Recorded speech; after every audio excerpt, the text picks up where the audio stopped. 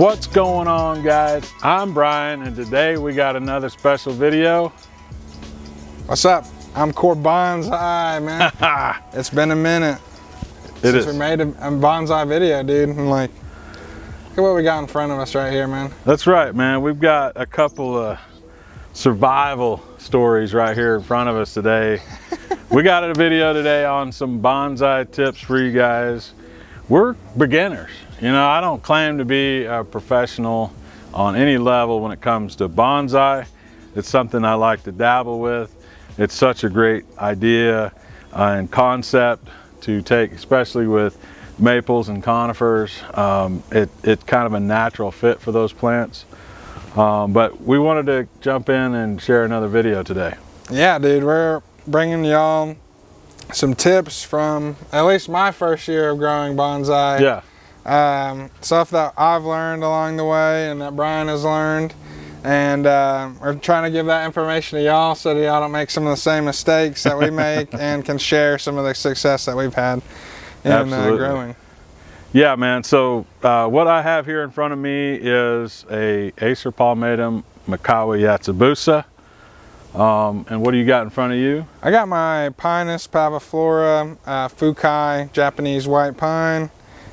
One of my favorite trees that I have. I mean, these are both very like classic bonsai material. If you go online or look around, a lot of people have used these two particular plants to do bonsai with.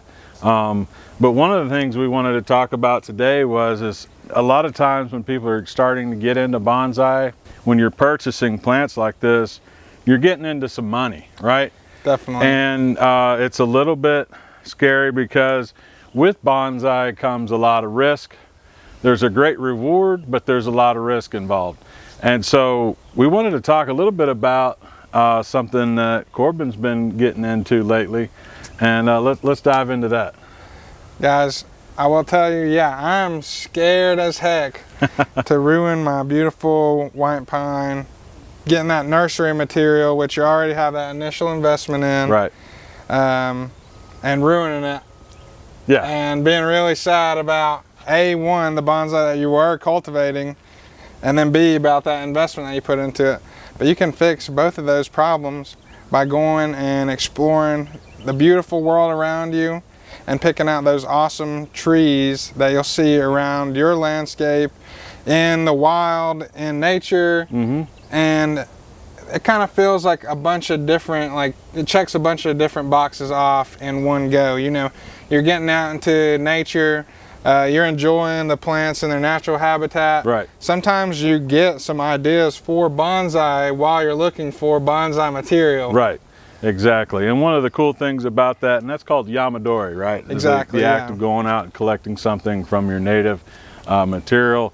And what's cool about that is, for one, it kind of gets you started without feeling like you have to make a huge investment. But also it gets you into native plants in your area. So those plants are going to be likely to be more successful in your growing climate because you're pulling from your native environment there. They're already acclimated to your climate and your zone, and you're going to have a little bit more success with some of those. And it kind of gives you an inexpensive way to dive into bonsai. So it's kind of a cool thing we were talking about. We've been talking about it all the time. Let's go for a hike, see what we can find, some material to bring back, put in a nice bonsai pot. Super cool idea, man. I love that, just getting out in nature and letting nature kind of provide some of that material. Oh yeah, and I don't think people focus in on the point of going out there is going to give you inspiration. I mean, Brian and I have taken some hikes, and we've seen some crazy, gigantic root over rock, wind-swept style, and it's like those styles of bonsai came from nature. And it's like, if you're just copying people that have done bonsai, then you don't really understand like the thing that goes into those bonsais to begin with. Dude, you're hitting it right on the nail, man, because you know this is about recreating nature, and when you get out in nature, you kind of get these amazing examples of where these like master bonsai people get their inspiration. So like it's a real life application of what bonsai is all about, and you get to experience it firsthand. It's pretty cool. Like I said, we've seen some gnarly stuff growing off the side of the rocks, kind of this windswept look to it.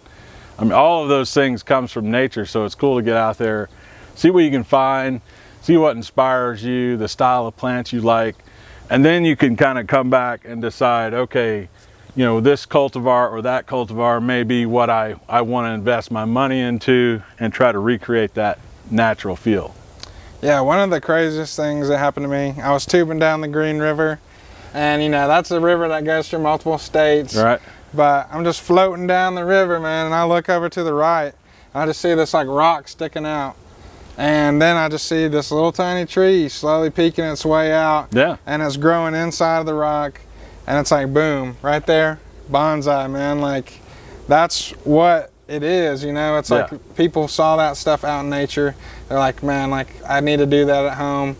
I mean, what I've noticed too is it's really like a moral thing too, because like sometimes I'm like, well, I don't want to take it out of its natural habitat and bring it back home. Right. But I think there is an aspect to that, because it's like you're learning so much from that it's like you appreciate that tree more and you appreciate nature more. So it really does check off a lot of boxes. Absolutely.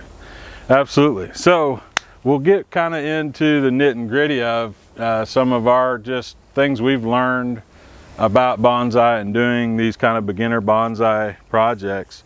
One of the first things I think we should get into, which is very common in almost all aspects of plants in general, but it's very specific you know, to bonsai, is drainage. Proper drainage when you go to look at the soil you're going to use or the pot that you're picking out. Drainage is going to be key for a successful bonsai.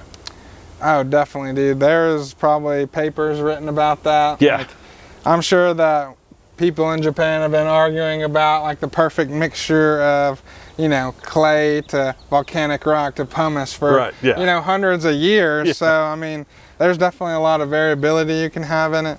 But I think what you're looking for in that bonsai is you want to have good drainage in the pot, you want to have some nice holes, but your medium in the soil really needs to be very large, and it needs to have that quick drainage. Nice coarse soil is always crucial for that. Because with a bonsai, one of the things with, especially when you get into drainage, is there's a lot more maintenance and care that goes into it.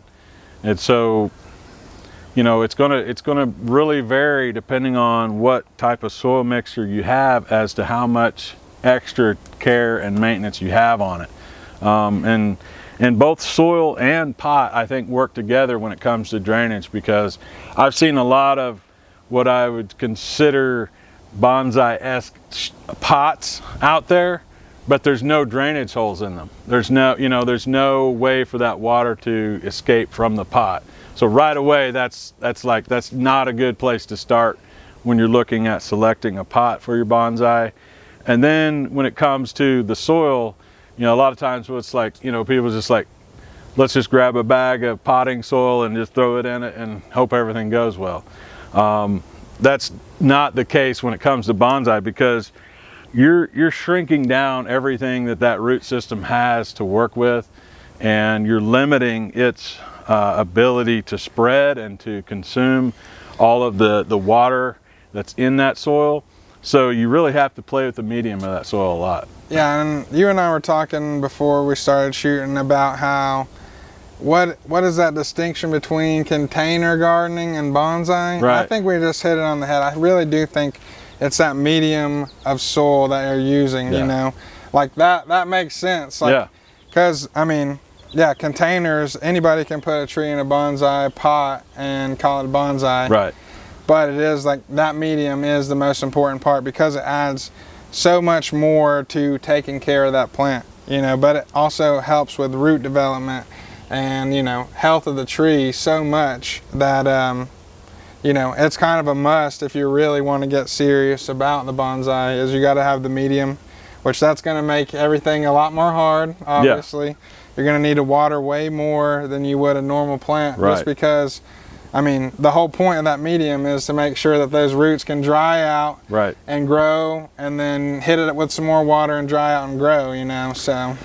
It's kind of like, honestly, with bonsai, it feels, and this is me as a beginner, and I think I could probably speak this and a lot of people would agree, but it's kind of a vicious cycle, you know, like it's not something you can just, like container gardening a lot of times, even though it's more work, it's something you can kind of put in that pot and not have to really pay too much attention to it, other than occasionally check the water and make sure everything's good. Where bonsai, growing in a container, in a small bonsai pot, and using the right drainage medium with it, definitely makes something you have to check daily. No kidding. You know, it's not something you can just throw it on your deck and check it a couple of weeks later and make sure it's still good, because your bonsai is not going to make it if you're not giving it daily checks. And so, you know, there's a lot of things that go into that, but drainage is the key for a successful bonsai, and that goes with pot and soil mixture as well. I think those two things are probably the most important things when it comes to drainage, because Definitely. if you don't have the right pot with the right drainage holes, not going to work. If you don't use the right soil, it's not going to work. Yeah, and I think you kind of got to one of our next points, is like, bonsai is not just something that you can like set and forget, man. Right. You know, and that kind of leads into the next point, where it's like, there is a cycle. There is a cycle. You got to be in tune with the natural seasons whenever you're doing some bonsai stuff. Absolutely. Absolutely. Yeah, I think that's a great way to transition. You know, as with bonsai, I mean, even just as a general gardener, you pay attention to seasons, because you're looking at, you know, rainfall and things like that for your garden or your landscape.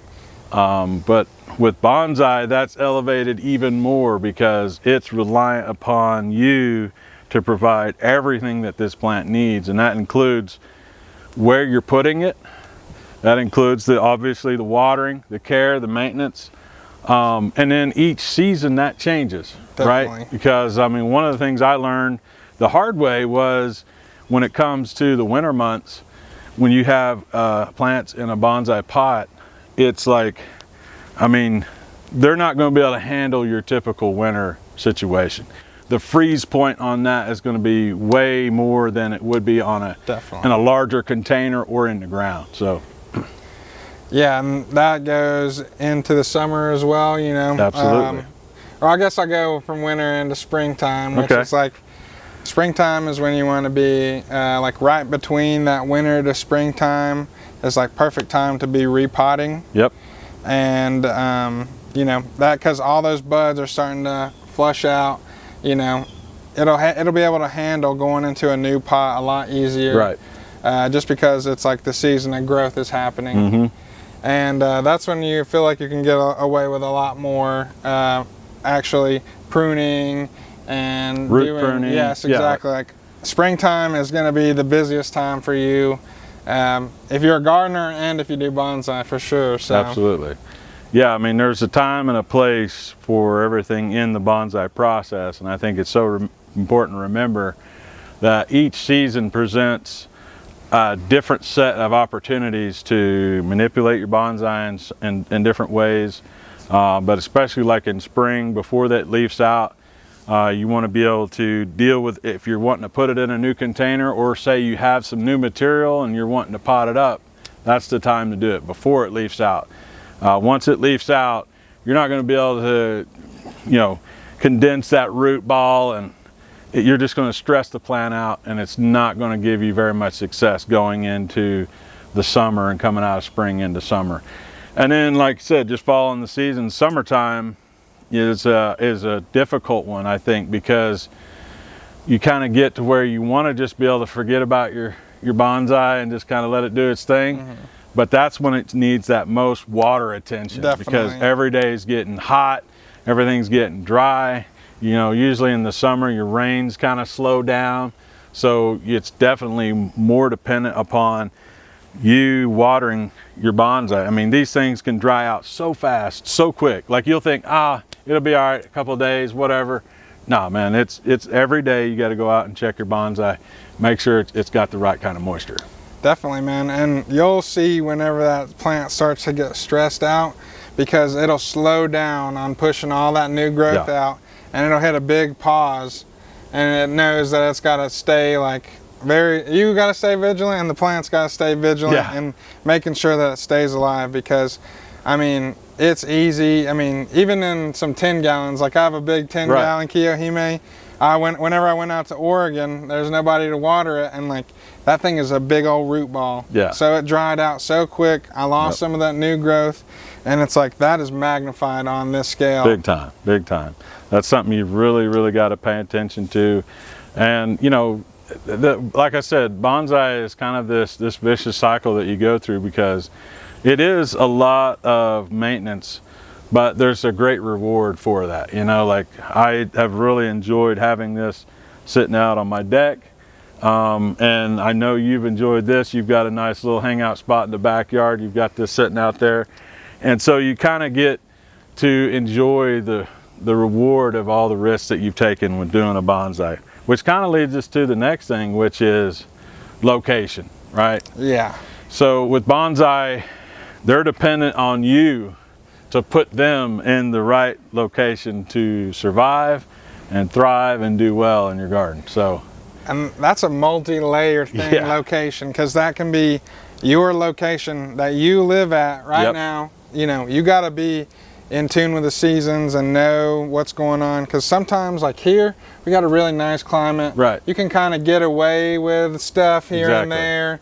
But I mean, say if you live, you know, east of here in like near Charlotte or somewhere where it's going to get a lot hotter, you got to really know like what's going on, what's the best plant for your location, and also even on a micro level, it's like you got to know how much shade you need to be giving this thing, because that's a big part of it too, I think, man. Absolutely. And you have to try to create a natural environment for the plant, and it's a delicate balance, because you know, most of these plants require a good amount of sun to thrive and do well. But in the bonsai setting of its pot and your shallow root system and all of that, you can't put this in full sun and expect it to do well. You know, you've got to give it some relief from that hot afternoon sun. You've got to give it, and that means you have to learn your garden, your location. You have to learn when is the sun going to be at this time of the day, because you're not going to be able to just sit there and watch your maple all day. So you've got to learn your garden and learn your sun cycle of where your shade's at what time of the day, so that you can place your bonsai pot in the right spot, so that, you know, while you're at work all day, it's not just sitting out there baking and getting fried in the sun, right? I mean, that's a hard ask, because it takes a lot of time and learning that process. But again, it's a big reward also. Yeah, and I learned that the hard way, man. I mean, Brian and I did a bonsai class, you know, I think it was maybe like at the end of winter time. Right, yeah. Yeah, dude, and we made these awesome Pinus strobus, native eastern pine to this area. We built an awesome little, it was some kind of, I can't remember the name for it, but it's a moss ball around the bottom of all that root system. And with that, I mean, it's even more extreme than even a pot, I would say. Right, yeah. You're relying on all that thin layer of moss to hold in all the moisture for your bonsai, and it does a great job. But man, I had mine in some full sun for a little bit because I was moving my garden around, got a little lazy. Yep. Dude, I came back, man, that thing was toast. Black, bro. Yeah, toast, yeah. And that happens to the best of us, honestly. Like I've heard a lot of top tier bonsai experts talk about how many plants that they've lost in the process of learning bonsai, I think. And as a beginner, you kind of have to be able to get that in your mind, where it's like, because if you're worried about, you know, your plant all the time, you know, it's not going to be enjoyable, you know, if that's like your biggest stress. And that kind of leads me to another point to this location is you have to put this also, you know, with all those other aspects of it, you got to put this plant somewhere where you see it often, because it's very easy just in our busy lives that we all live, right, to just get up every day and just get around, boom, you're off to work.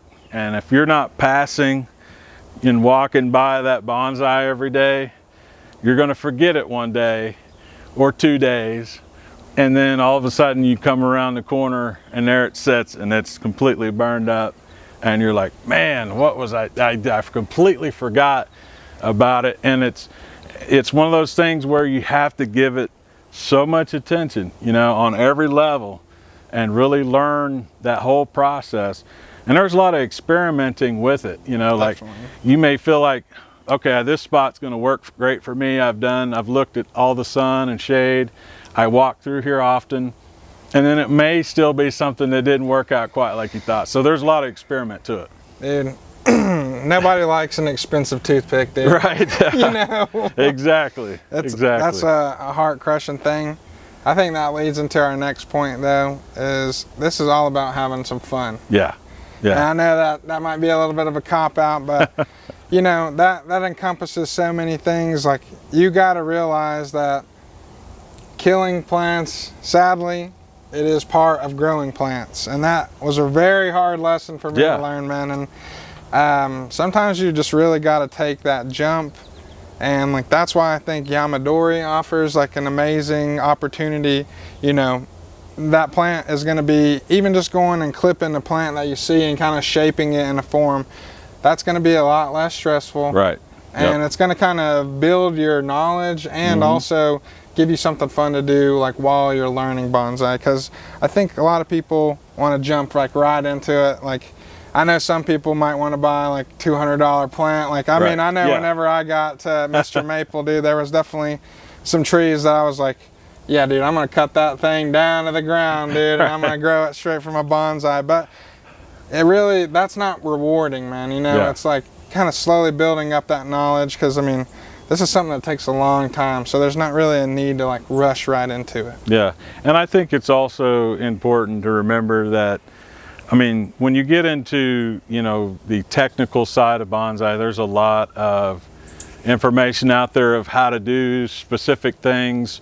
But as a beginner, you know, what you're trying to really learn is how to take this plant from its natural setting and recreate it in a kind of an artificial environment, and how to get that plant to survive. And so, you know, you can wait for all of that technical stuff. You got to learn kind of the basics of how do I take this plant and put it in a small pot and let it live and be successful at actually growing it. And then you can kind of, you know, define your techniques and all of those things and get into it. And I think that's a funner way to approach it, rather than like saying, here's a list of rules, I have no idea what I'm doing, and I'm going to try to go by all these rules that, you know, bonsai's put in place. But I think, you know, like one of the things that we both have enjoyed is just the aesthetic of it. You know, like I love just going out on the deck and seeing this little macawa sitting there. It looks so awesome. Corbin gave me this cool little bison that he carved out of some soapstone. It, like, you know, I put a few little crystal rocks in the bed of it. It just looks awesome, man. And that's the fun part of it, is getting to enjoy the aesthetic of it. And that's what I love that too. It's in my backyard. I have a lot of space, but I don't have much garden space, I guess. So like, I do a lot of container gardening, and I mean, people see this tree and they're like, wow, like, that thing's pretty dope. And what I try to do is like, I try to build that forest of trees, like with the positioning and all that sort of stuff. And like, that's what's fun to me, is putting it somewhere, enjoying it, letting other people enjoy it, and slowly adding to it.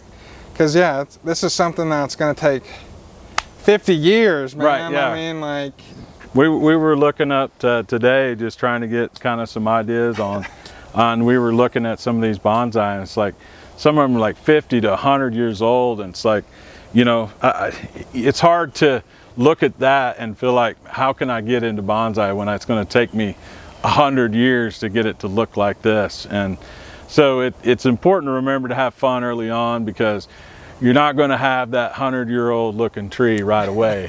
It's going to take a long time, but in the process, you can learn so much and like have so much fun with it that, you know, before you know it, time has went by, you know, because you've been having so much fun, and next thing you know, it's like, man, this thing's been in a pot for 5 years, you know, like it happens in your garden when you plant one in the ground. I mean, it happens so quickly, time flies. So if you're having fun and you're getting to enjoy your plants, we definitely, like I said, we're not bonsai experts, but we've had enough experience of like what not to do and what to do, and have a couple of plants that we're being successful with in bonsai that we just kind of wanted to share that conversation with you guys, something we're interested in.